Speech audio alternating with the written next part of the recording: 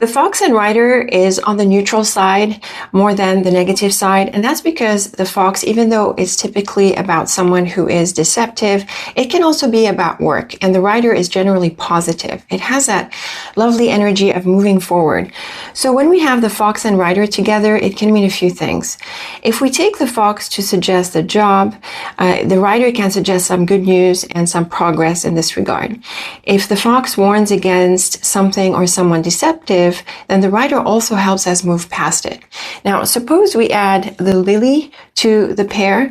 The lily can bring out the job element more, because the lily, being a card of life path and career, it can join the fox in this theme and bring it out more. So when we have the lily with these two, the idea of job, progress, and goals in this direction is highlighted. Now, I don't think the order of the cards matters much. The lily is quite stable, the rider is quite proactive, and the fox can highlight the job aspect. Now, suppose we have the anchor with the rider and fox, and the anchor is quite a nice energy here because it is strong and stable. It can suggest arriving at the desired destination or landing a good job.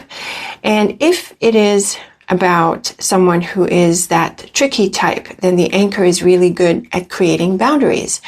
So it does have a protective element, and it is quite strong in this context. Again, the order of the cards is not necessarily relevant.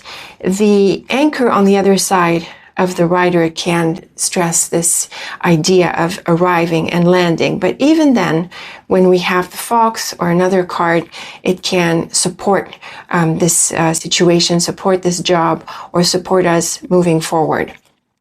Now, suppose we have the clouds. The clouds is a bit of a more negative card. So it can bring out the more negative aspects of the fox.